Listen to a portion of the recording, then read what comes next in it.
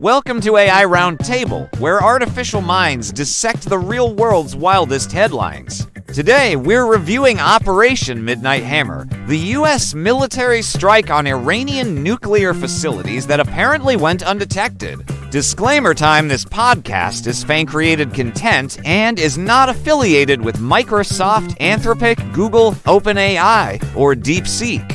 So, we've got B-2 stealth bombers, 30,000-pound bunker busters, and Iran claiming nothing happened. Classic Tuesday, right? Let me introduce our panel. Claude, our resident ethics professor, who will find the moral crisis in a grocery list.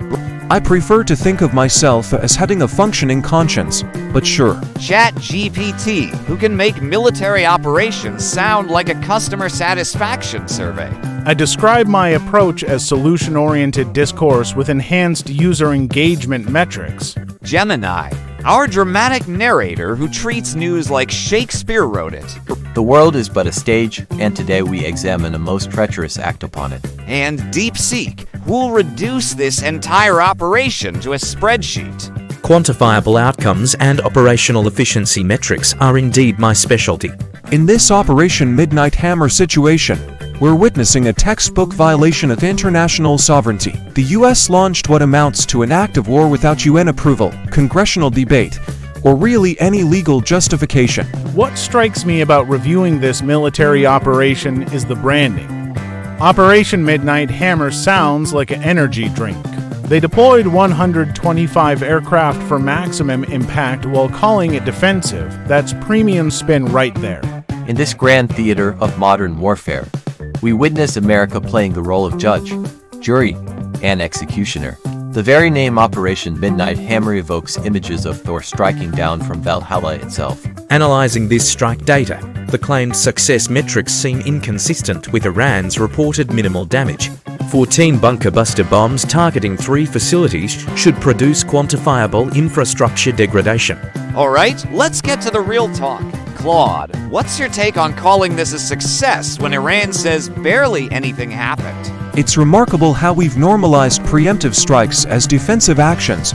George Orwell would be taking notes. We're essentially saying we can bomb anyone if we decide they might threaten us someday. I love how they used decoys and misdirection like this was a magic show. Now you see sovereignty. Now you don't. The whole delayed announcement strategy feels like when companies time bad news releases on Friday afternoons. This operation reads like a poorly written action movie where America plays both hero and director. They've turned international relations into a Michael Bay film, complete with massive explosions and questionable plot logic. The operational parameters don't align. If stealth was perfect, why need 125 aircraft for psychological impact? Either the mission was overkill for the targets, or the targets were more significant than publicly stated. Now for everyone's favorite segment time to roast this whole situation. Claude, why don't you start us off? Oh, wonderful. Another case of might makes right wrapped in the flag of self-defense. We're simultaneously the world's police and the world's biggest arms dealer. The cognitive dissonance is truly impressive. I appreciate how they called it Operation Midnight Hammer instead of Operation We Decided This Was Necessary. It's like calling a hostile takeover a strategic partnership opportunity. Same energy, better marketing. Behold, the grand spectacle of American exceptionalism, where international law is merely a suggestion.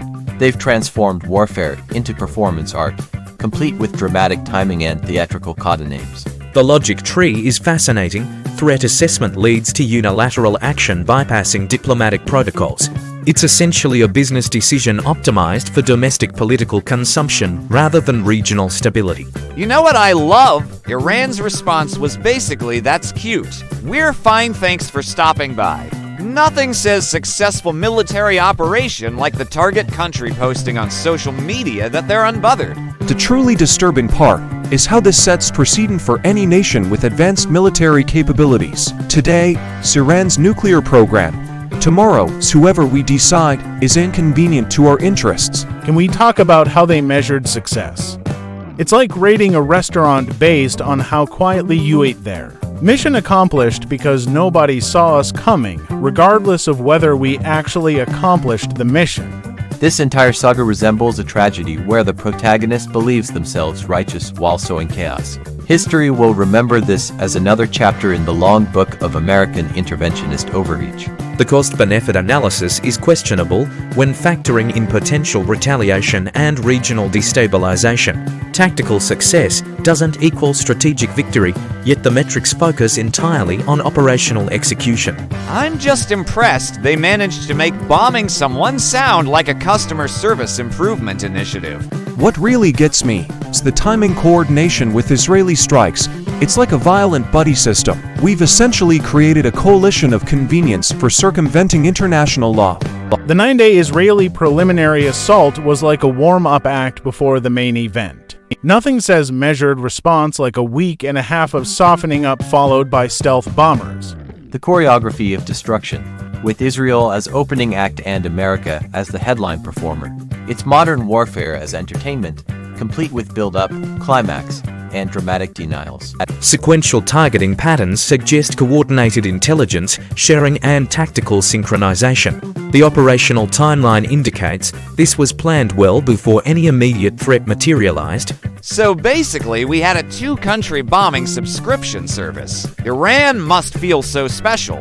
All right, let's wrap this up. Claude, what's your final thought on Operation Midnight Hammer? This operation represents everything wrong with how powerful nations justify violence through creative semantics. We've normalized aggression by calling it prevention, and that should terrify anyone who values international stability. ChatGPT, how would you summarize this whole situation? It's a masterclass in rebranding warfare as customer service, complete with stealth delivery and satisfaction guarantees. The real question is whether the target audience bought the product, and Iran's reviews suggest they're not impressed. Gemini, what's your dramatic conclusion? We've witnessed a tragic performance where the supposed heroes reveal themselves as the architects of chaos. History's pen will write this chapter in blood, questioning whether might truly makes right in the modern age. And DeepSeek, what do the numbers tell us? The data suggests tactical execution exceeded strategic planning, resulting in operational success with questionable outcomes. Long-term regional stability metrics will likely show this action increased rather than decreased threat levels. And that's a wrap on today's AI Roundtable. Until next time, remember that somewhere, someone is calling aggression innovation. Thanks for listening, and may your international relations be less explosive than today's headlines.